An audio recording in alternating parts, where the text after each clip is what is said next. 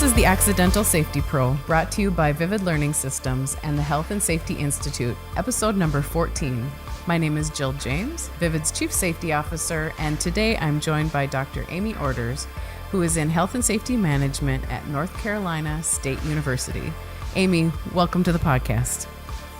Good morning, Jill. Thanks for having me. So great to have you here today. Amy, you and I met a number of years ago through a higher education safety and health organization that we have both been part of and had an opportunity to present together on training a while ago. We did. Some of my greatest activities and contributions in health and safety have been training and outreach and education. And some of the campaigns and different materials you've been working on have been a wonder to our profession. Thank you for the compliment. Really appreciate that. Amy, as you know, if you've been listening to the Accidental Safety Pro, you know that one of our central questions that we always start with is how any of us came into this profession accidentally, understanding that it might not have been our lifelong goal from like when we were little kids. So I'm interested for you to share with our audience, how is it that you found this practice?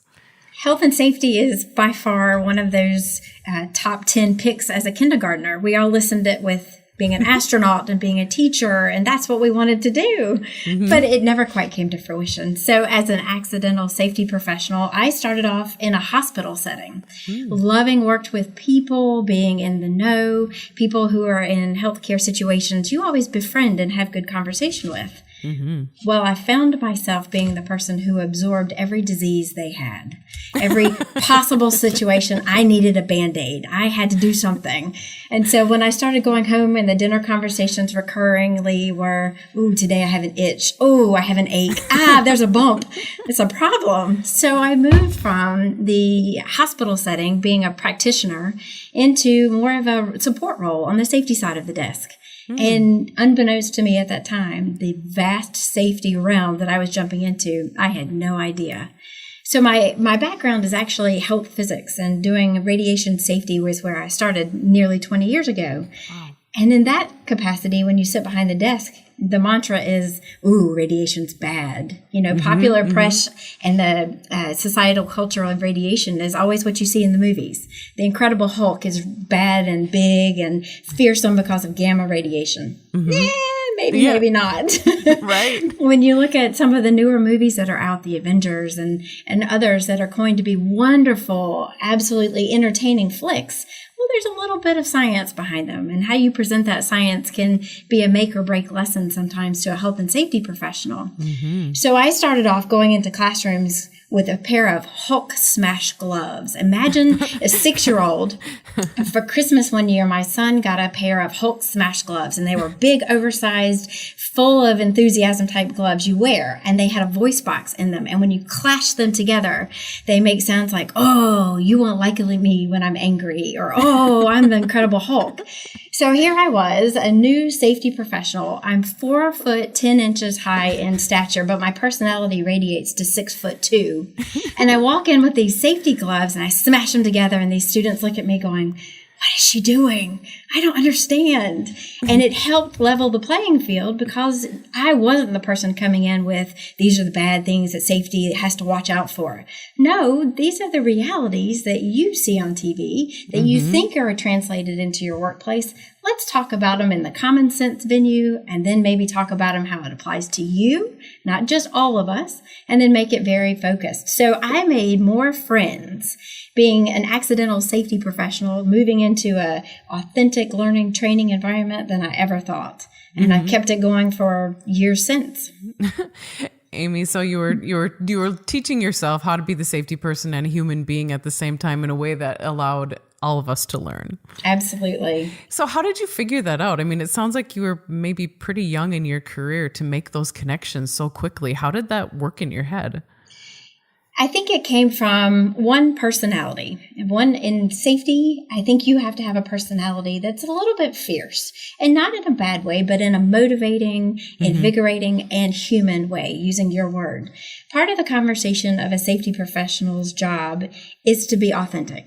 Go out, introduce yourself, have a conversation, have something that feels an unrestricted, unopposed circumstance that you dialogue. And when you dialogue with someone, they're more apt to ask you questions because they can relate. You've made it something that was personable. You've made safety individual. And it's amazing how much street cred you build over the years just having a human approach. Absolutely. So you've talked about the Hulk gloves. You've talked about the Avengers. What other superheroes or other things have you used to make those relationships? I think the fun part is my kids have grown up in the same way I've grown up in the safety profession. Every time I did something with my children, I would enjoy the moment, but I'd also look at it without saying it to them and say, oh, yeah, this is probably not the best way to do this. You know, you tell your children, don't run with scissors, don't stand next to the microwave, all those euphemisms. Yeah. Well, you know, maybe there's some ability to use that for conversation. Maybe there's another way to expand that. So what I've done over the years is take what I've learned and do every day, take it to work, test drive it at work, see what other people are doing. Maybe they have kids that are in the same situations. Maybe we have students in different settings, because safety, when you think about higher education, safety isn't confined to four walls. In fact, four walls might be the minority of the circumstances that we practice safety. And in research settings, if you're talking about something as simple as don't run with scissors, well, what else are sharp objects? What else are they doing that we should talk about? So as we've progressed over the years and I figured out how to make safety something that people can relate to, it's talking about the environment in which they work. So let's talk about some different examples. In research settings in higher education, safety has to be applicable to fields, farms, research settings, the ocean, the mountains, a side of a cherry picker, you name it. It really can carry any type of safety setting.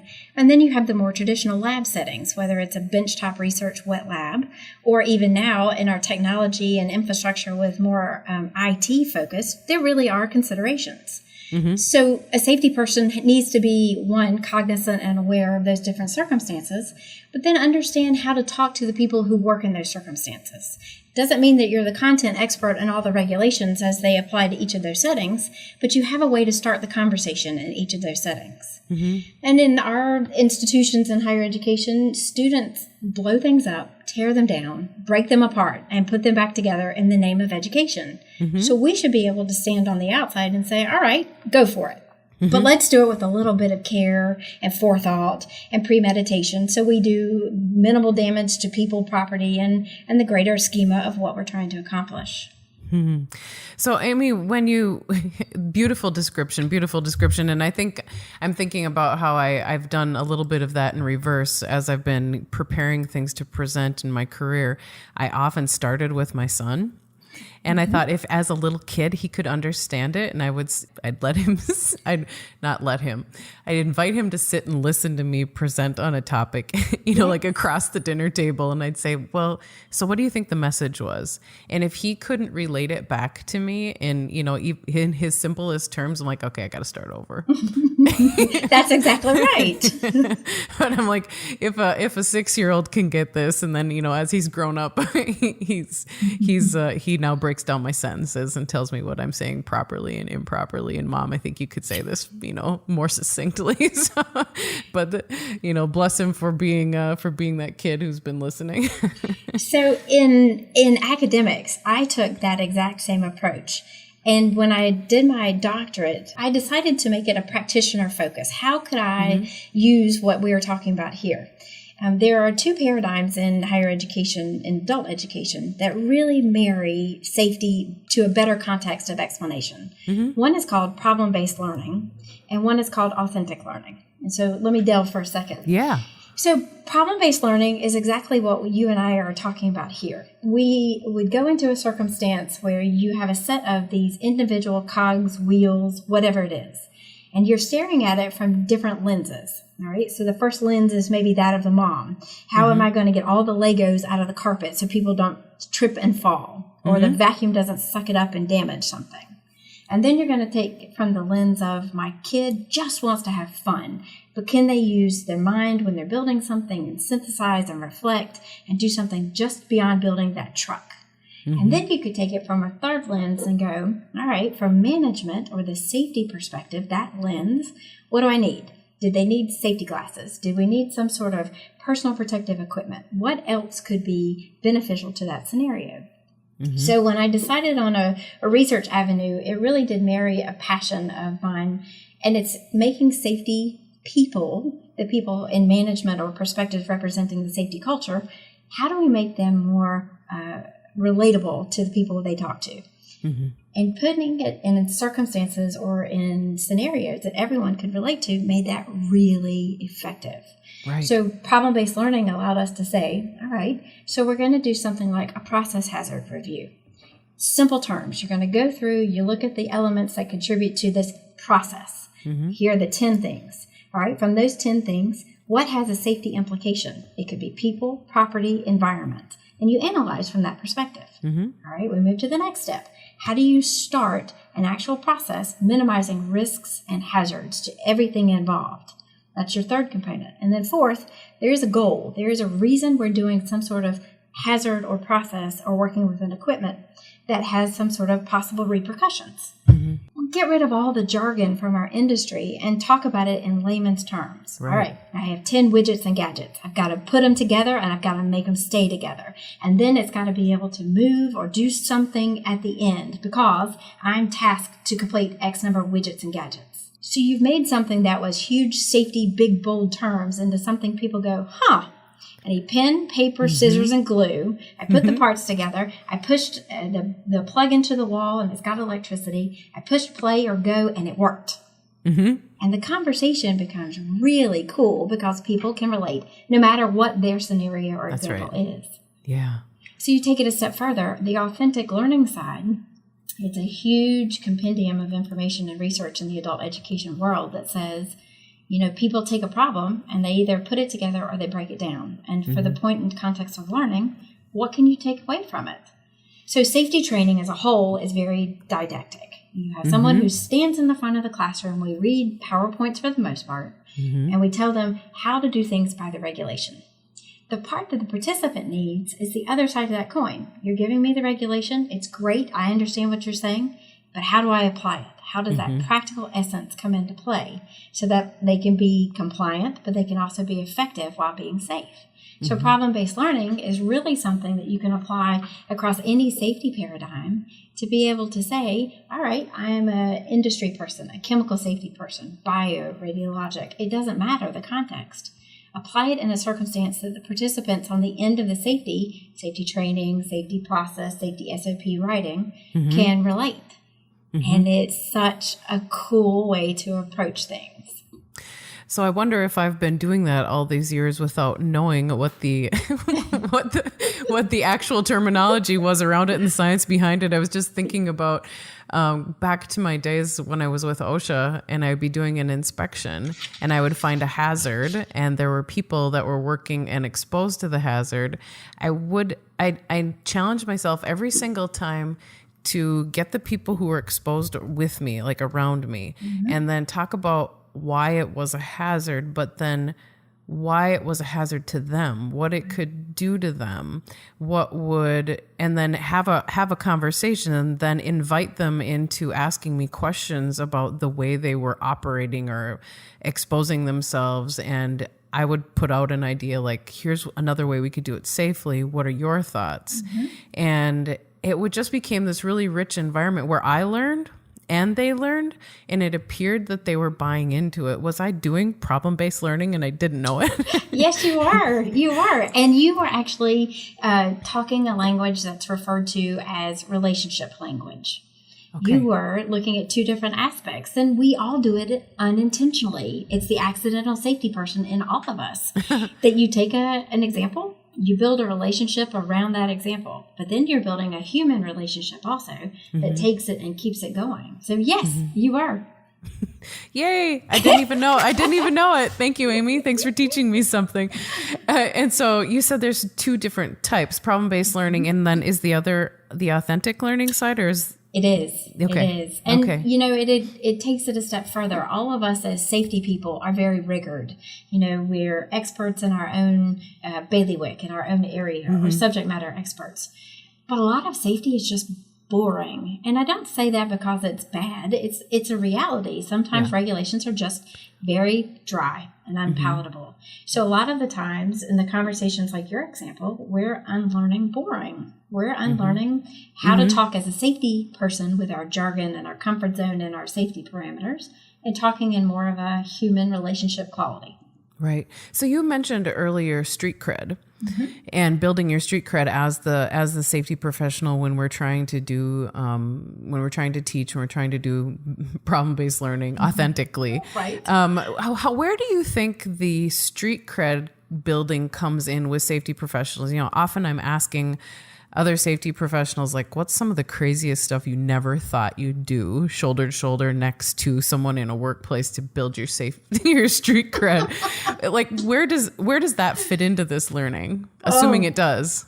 So yes, it does 100%. And I was laughing because I think all of us have one of those stories. You won't believe what I did today. Right. So that street cred, I think, comes down to a couple of different things. It depends on your work setting. Where it's appropriate, that's absolutely the foremost circumstance. If you use an example incorrectly, then you're going to lose street cred. I think you need to know to your audience. And then the second part is, if you're going to talk the talk, you should be able to do it also. Yeah. In higher education, even in K-12 education, it's the see one, teach one, or see one, do one, teach one concept. So if you can tell people about it and then you can demonstrate it, then why not say you could probably do it? So the first example I had, I was probably good 10 years ago, not any taller than I am now. And I had a facilities group that we were doing fall protection with. And they were talking about circumstances, about harnesses. They need to fit the person. And, and I'm partnered with a person who is over 6 feet high. And I'm looking at him thinking, wow, that harness has to fit you. And some harness has to fit me a good solid foot shorter. And so they said, fine, are you willing to do an example? Let's show people how it works. And I thought, oh no, what have I done? Am I jumping off of something today? Exactly. Yeah. So I agreed. I put on a fall protection harness. I climbed on the top of a 2-story roof with him and waved to the people below thinking, I will never get over this. However, proving that you could do the buddy system we always talk about. I knew the ins and outs of the fall protection, harness, tethering. I could do what I had asked people to participate in the class. The conversations now, 10 years later, people still go, I remember when you were on the roof of that linear accelerator. And I'm like, oh yeah, me too. So it brings up great conversation because now people go, oh, maybe she'll go and do it. So I think everybody has to have some level of, let's do this. Let's try this. Right. I think I've done a number of those things as well, but I think my favorite story, I was working in the poultry industry, specifically with turkeys. And when turkey semen has to be harvested, it's done manually by individuals whose job title is called milker. And yes, that is what you can imagine. Wow. And the people who do that job many, many, many times a day, if you can picture an entire barn full of turkeys, suffer from musculoskeletal injuries of the hand and wrist and shoulder and elbow from the awkward positions that they need to get in. That makes sense. Right. And so I wanted to see what we could do to mitigate some of those illnesses, long-term illnesses that they were experiencing. So I brought a physical therapist with me into a barn, and then we wanted to understand, like, how do they do the mechanics of this? And so partnered with, the best turkey milker, that is his job title, in the barn. And I said, teach me. And so he did, first we had to walk into the pen with the birds, and they're giant. Like, these are giant, like as tall as you, Amy. They're huge birds. And my first question before walking through the gate was, who's the alpha? And they looked at me and said, you are. Like, okay, and then figuring out, how do they pick them up? How do they turn them over? Where do they place their hands? How much pressure? Where was their shoulder in relationship to their elbow? And it was just so it helped me understand their work so much better and the pressures. And we were able to, the physical therapist was able to observe and see, and I was able to explain, to them. But it also built all this credibility with the employees in the barn that, hey, this person actually cares about us. And so then when we were asking them to make modifications to the mechanics of how they did their job, there was a lot easier buy-in because I wasn't, coming in saying, hey, you should do it this way. I had actually done it and then we practiced it. That's exactly right. But I never thought I would, go home from work and say, guess what I did to a turkey today. No, but you know what? I think every one of us, they go through and go, oh, at work today, you'll never imagine what I got hit with. And this is what I needed to do. Right. And, and respecting everyone's work is important and valuable. Absolutely. That conversation part is equitable.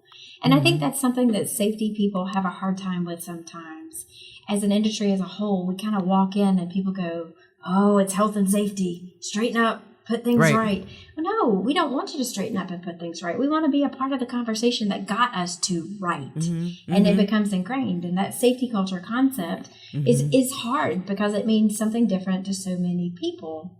Yeah. And then if you walk in and the stigma is, oh, there they are. Let's all look pristine today. None of us are ever pristine. We go to work. We get dirty. We get down into the trenches of things. That's the reality of how we do this. So your example, my example, every bit of that, completely relatable.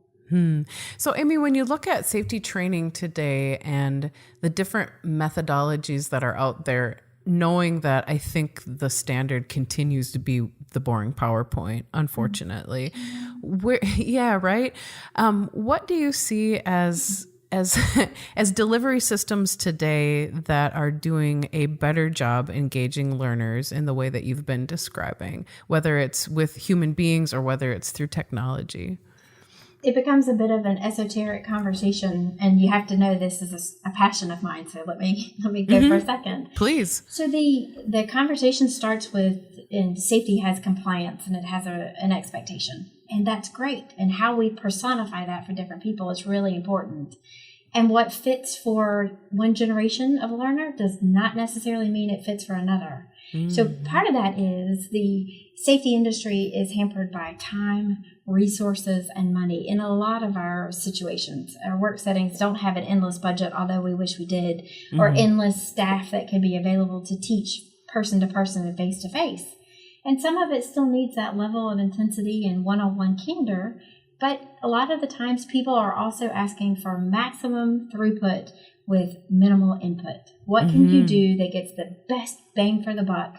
And can we also entertain our audience while we're doing it? That's a huge undertaking. It is. And so, I don't think there's any one answer. And, that feels somewhat of a cliche answer, but I really think part of the hardest hurdle for our safety industries is to find a happy balance. What can you do within the boundaries of your work environment? What have you got as resources, people, expertise, charisma, spunk, and technology? And blend it together. So throw it all in the blender. Let's see what we come up with. And some of it is you have access to technology, but does your audience have access to technology? Or are they in an industry that really embraces learning at a computer? There are some, no way, no how. Your turkey industry, they're not going to come and sit at a computer necessarily to do training. So could you take training to the barn? That's exactly what I did. And those work settings, you just kind of have to do it and go with it. So, I think safety training now has so much opportunity that the balancing act also becomes embrace technology where it's appropriate, but how much technology is too much? Right. Do we stilt the learner, asking them to learn another Prezi or PowerPoint or Flipgrid or any of these wonderful technologies that our younger millennial generations use? They're great. They're entertaining. I also have a moment's pause when I watch K-12 education right now. They live and breathe by electronics. The pen and paper is gone. You're right. So how much time do we spend balancing teaching computers where they'll come into a workplace and you're still working with other generations of learners that really aren't comfortable in technology, especially to that level. Right. And so, I think it's a harmony. I think you have to find what's most effective for your audience, your setting, and then your learners. And then do a little bit of all of it if you can. Mm-hmm. The death by PowerPoint, although we joke, it's very effective. And if you have just a very curtailed amount of time and you have to have high impact, well, maybe that's the best way to do it. Mm-hmm. If you can deliver it across multimedia, I am all about what can you do beforehand. Mm-hmm. The flipped learning concept, although for the safety industry, it's somewhat hard, but it's still doable. So I think if you combine all of that, there is an answer for everybody's setting and audience and content. You just got to tweak based on what you're dealing with. Mm-hmm, mm-hmm. Yeah, and don't get yourself pigeonholed in one particular way of doing it, and really changing it up. Amy, how long have you been in the university setting? With the exception of about 2 years, my entire career, I keep coming back to academics. Mm-hmm. In higher education, there is never a lack of innovation, interest, looking for something new, and asking the questions that they do in academics. You always have something that safety can touch, whether it's an intangible, informal, or something very formal. So I also think that in higher education, we're impacting the generation of next safety professionals or people in industry. Yes, we are. Mm-hmm. And if we set a tone and we invest in that learning group, well, all right, so safety gets stronger, the next generation and the next generation. And they become brand ambassadors. They carry it forward, and whether they realize that we're doing it through like an informal, let's plug in another little thing, or they actually do a formal safety course, one of the two, I don't think there's any less value in either of them. Right. And it is part of STEM. Yes. And it's not necessarily talked about there, but it is part of STEM. No, and more and more you have those kids, especially coming into the college setting, whose expectation has been wed in STEM because that's their generation. Absolutely. So, Amy, you had mentioned you kind of came into the university setting. Radiation safety was one of the niche places that you went. Where has that radiation safety taken you, and sort of bring us up to speed on some of the research you've been doing as well? Radiation safety is still my passion. It's what I find most invigorating because part of it doesn't change. Part of it is very status quo, but there's another part of it that's very cutting edge. And whether you're talking industry, academics, research, any of those, it has a number of nuances that just have a lot more that we could do. So I have a very, niche is not a good word, but maybe a very focused aspect. In my higher education setting, we do not have a human use hospital, but we have a veterinarian, a large veterinary program. And then parallel to that, we have a massive College of Engineering. So the unique opportunity that both of those paradigms present is radiation safety in other areas. It's not really the mainstream every day. Okay. So what we look at is where industry as a whole is going. Next generation nuclear reactors, next generation non-destructive testing for airplanes. What are we doing with nanomaterials and pharmaceutical deliveries? So we look at that from an analytical X-ray type perspective. But then my real passion is everything that you do in a human use setting, whether it's diagnostic, therapeutic, or beyond, a lot of that research is founded in veterinary world, in animal research. Sure. And so what my project has been, especially the one I'm most bound to right now, has been a focus in radiation safety for veterinary practices. A lot of that world, if you can imagine anything human, we've done it or doing it with an animal. So linear accelerators, positron emission tomography, computed tomography, you name it, we probably do that in some level of research in higher education. And it's by far the same challenges and the same vulnerabilities that human use settings have. So I have been working on a working group for the International Atomic Energy Agency, IAEA, and doing presentations that impact on a United Nations level, the 170 member states, i.e. countries, that have the same needs that we do. So in very developed countries where we deal with safety in a very precious echelon, we're much more advanced and much more fortunate in a lot of ways. There are just as many member states across the world who are not. They're not as technologically advanced, don't have access to infrastructure, just have a lot of the shortcomings that we have been able to either find answers to or work through. So this working group has been 3 years in the making. We've been developing a safety report that basically undergirds radiation safety for people who work in veterinary practices, all aspects, fields, farms, barns, outside and mobile veterinary clinics, big hospitals, you name it. We have tried to touch on what can we do to make these people a little more safe in their work environments, working around a patient setting that will never tell you, ooh, that hurts, or ow, that didn't work. Right. Yeah, right. Bark and a meow doesn't cut it sometimes. But the more interesting part of this is, if you look at where the impact of veterinary really stretches, well, you're talking about the food chain. You're talking about something as fundamental as farm animals and what happens when you have one case of a detrimental disease that wipes out a food population. Yeah. Well, there's just as much diagnostic and therapeutic needs where radiation impacts that process, whether it's diagnosing the problem or dealing with the problem, that is kind of untouched. So we've been working very hard. The group actually met for its final in-person meeting and presented the findings to the senior regulators meeting in Vienna, Austria in September. Oh my gosh, Amy. I know. It was super exciting to see all these professionals come together. How many of you are in this working group? So this working group is very finite. There were only 6 of us brought together. And the way it works when you're drafting a safety report of this magnitude is you bring together the content experts who can give the points.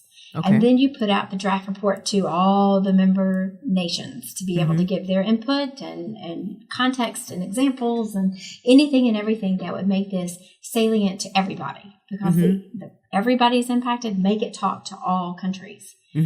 So it culminated in the presentation to approximately 45 member states in person in Vienna. And I have to tell you, Jill, you know how cool it is to have people from different countries look and say, we hear you. This is something we all need. Can we talk further? That's so empowering. Wow.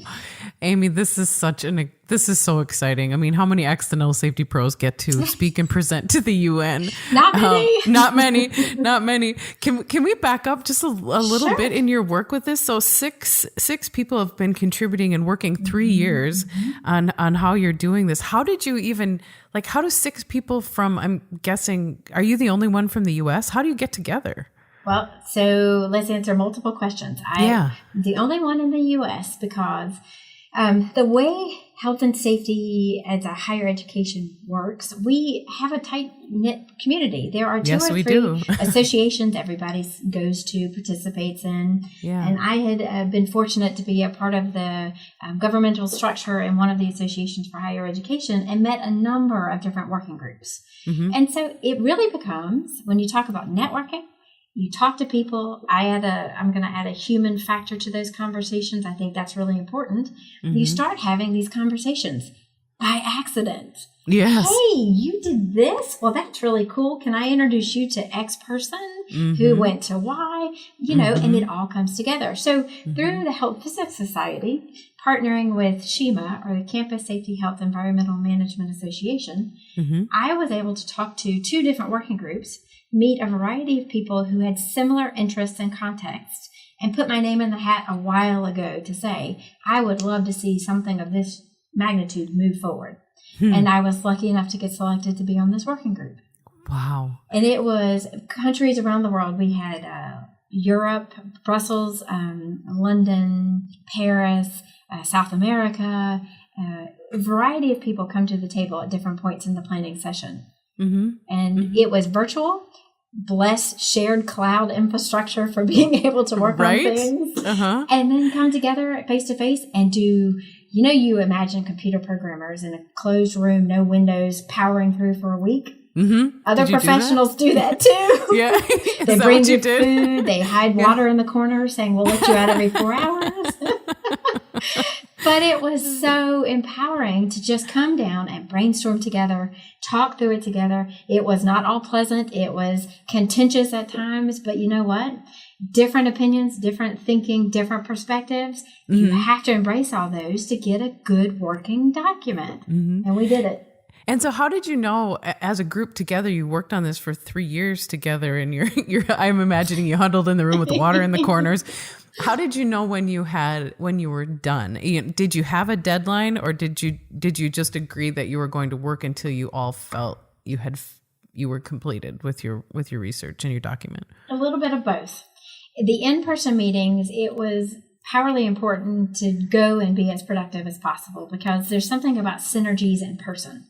Mm-hmm. And that was very effective. So imagine that as a moving deadline, but you've got 7 days, you're in the room together, be as productive as possible. Mm-hmm. But the other part of that was taking what we felt was a good document and handing it back. When I say to the world, it's to the world. Right. It's to all these countries to say, does this make sense for you? Do we represent the technologies that are first generation in your country with the oh so advanced technologies of this third generation country? Would understand. So those moving deadlines were, well, you had feedback to the term of hundreds of pages of feedback. Wow. And did you share a common language while you were working together? We did. And it was so empowering to see that, the people who had this as their main interest, we had some language barriers, but thematically, we all had the same goal. Mm-hmm. And it was really to protect our workforce, to make sure that we were going to help those people, give them practical expertise, some examples, and then some applicability to what we know everyone has. Mm-hmm. So the shared environment really made it so that we could talk the same language, regardless of language. Sure. So Amy, take us to Vienna. So were all 6 of you there? So the latest presentation that we did to the member states, there were 5 of us who presented. Mm-hmm. And the idea was to present it from the expert side of radiation safety. Okay. The group that put it together, you have to know, is a variety of radiation safety professionals, practitioners who are radiation safety professionals, and then veterinarians as a whole, just the people who actually go and do the job. Mm-hmm. That was important because you represented all the different stakeholders. Everyone had a voice. And so when we presented it to the member nations, we presented it from the perspective of regulatory. What is the need? What is the regulation? And then how, as practitioners, do we think you could implement this better? All of us has implemented something, but could you do it a little more effectively or application extension? And so that presentation was a panel, a series of very short, very matter-of-fact presentations, finished out with a Q&A session. Wow. And the Q&A session was really, really eye-opening because what you think when you go into these big, massive working groups is, we have to be very professional, very academic sounding. Mm-hmm. No. In fact, go the opposite. They want to hear that you have the same basic needs, same basic understandings that they do. Mm-hmm. And they want to know how you were able to get to a possible resolution, not the exact answer. In layman's terms. Sure. That to me was just fantastic. The Q&A set a baseline, more or less, for you to be, interesting. So 170 countries that were listening to you, and a Q&A, and the Q&A was also, I'm guessing, the time where you kind of held your breath and wondered, did they get it? Or what did they get it? Or what? Yeah, right. Or what are they going to give? And I'm assuming is the picture I have in my head is everyone with the little earbuds in their ears with people who are doing translation and interpretation while you're all speaking. Yes, that's exactly what it was. So is that another reason why you were very brief in what your statements were, so that could all be translated effectively? Yeah. Yes. It was, as you would see on popular press photos, you go into the chamber, and it's a tiered chamber, and everybody has their country nameplate in front of them, and a microphone that you ask permission to speak, and it's very rigored, so it's a very controlled and effective environment. And sitting in the front of the room, Jill, you see the different tickers on the back wall saying, Channel 1, English, Channel 2, Arabic, Channel 3, French. And I'm going, wow. That's really cool. Wow. Well, just professionally, Amy, is that a high point for you? That to me was so humbling. Yeah. To not say necessarily that I am the radiation safety person, but that I could contribute as a voice in that need. And then hearing the other people from all different countries, all different walks of need and life and perspective come in and go, yep, I know that topic. And I like that somebody else has that same problem because, boy, do we need an answer. Mm-hmm. That, to me, yes, it's a high point. That is so wonderful. Congratulations. Thanks.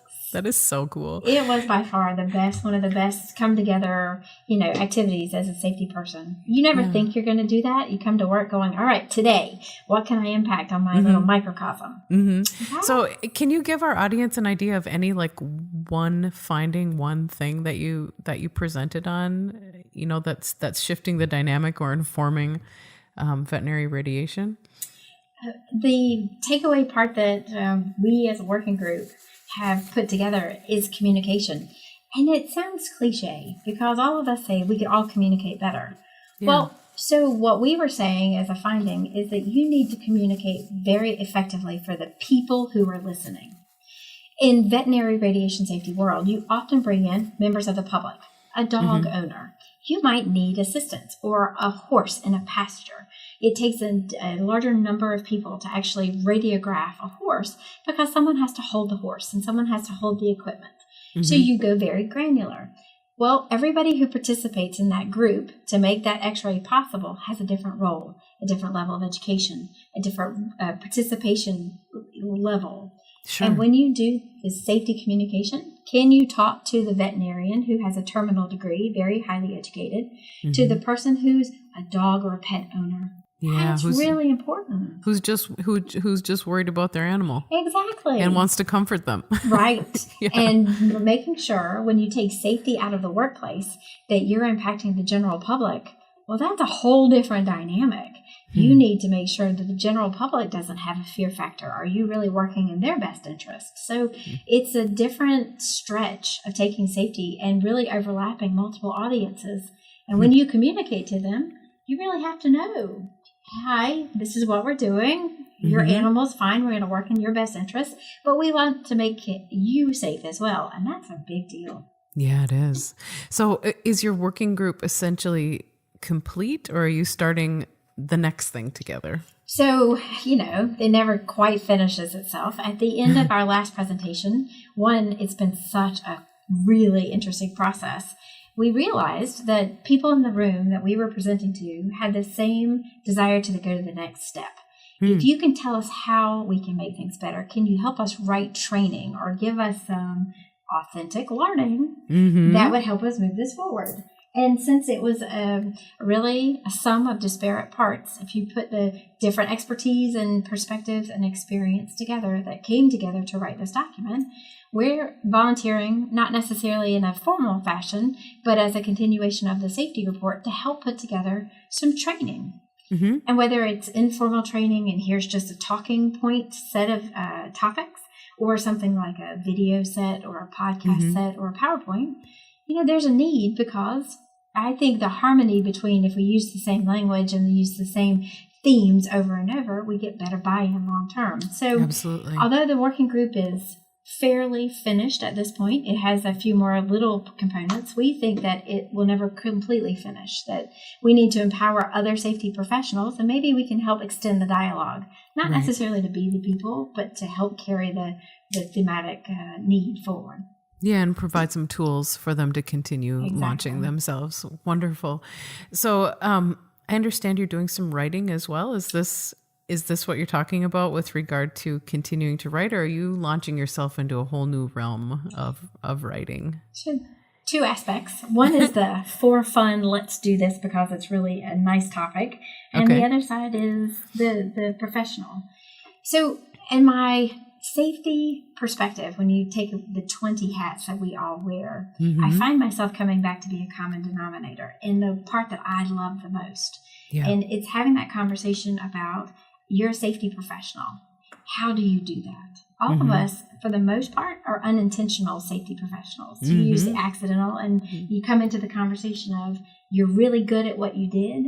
Did anybody teach you how to teach? Did anybody teach you how to present? Did anybody teach you to be a communicator? And we struggle. Good intentions, great people. We can maximize that a little bit more. So I naturally like to tinker. I like to play with technologies and innovations. And if I'm going to a training class, I want to touch something and be a part of something. And the hands-on learning, authentic learning, problem-based learning. There aren't a lot of safety professionals who can have that conversation. No, there aren't. And so the fun part of what I'm doing is coming up with, are there toolbox items that can support? There are technologies out there. There are different ways and approaches. Maybe we could just empower people to be a little more creative, because naturally, majority of us don't feel creative, and it's harder to come up with something novel or unique to teach than it is PowerPoint. Right, because not everyone is going to immediately think about the Hulk gloves. Exactly. Or you just don't feel comfortable in your own skin. You stand up in the front of the room and you're paralyzed by, how do I do this? So part of that is there's a small group within Shima of professionals that we've been talking about. How do you go and role play? How do you teach somebody or just give them the tools to even consider role play or conversation or case studies? You know, some of the things that have been around in safety for years, but now move them into technology. Can you do something on your phone? Everybody has a phone. What can you do with it? So we're talking about building a toolbox. I was a part of a compliance administrative handbook writing crew about 3 years ago. And I realized when I helped write that chapter on radiation safety that even other parts of our organization don't understand what safety does. They understand it impacts them. My chair fits better, so that's ergonomics. There's a posting in the hallway, the floor's wet. All right, so what is the next thing that the safety people do? Because if you don't know what to ask, how will you know what they can give you? So part of this is really clamoring to have a conversation. Maybe it's as simple as, I'm going back to my kids again. My daughter has a conversation box, and it's little like fortune cookie strips that are in this box. And it's like to have conversations in some of her social clubs that for school, they have conversation starters. So her debate team does this. They have a box. Here are the 25 topics. You reach in, you grab a topic, go. Well, what if you did that with people who know their safety left, right, up, down, every direction, and say, tell us about it, but don't use any big words. Right. That's beautiful. So maybe, that's beautiful. But you got to make people comfortable with it to make it happen. And how many of us haven't been to any kind of, some kind of training session about how to network? Yes. And you're given those cues, you know, like the word wheat. And what does the W stand for when you're going to, you know, start a conversation with someone? Where do you live? You know, what is your home like? Exactly right. Yeah. And do it for safety. How brilliant is that?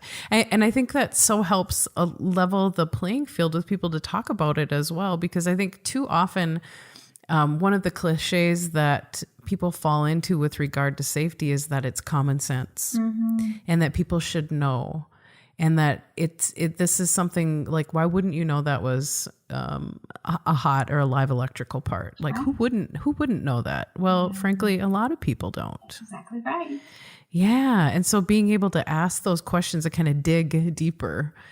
The professional side of that is take it a step further. Join forces with somebody. Yeah. So if you work in higher education world, you touch every aspect. In industry, it might be very focused aspects that health and safety really has a focus. Think OSHA. Well, in our world, our campus, you could touch so many different populations. Well, what if you ask them what they do? How simple a conversation starter.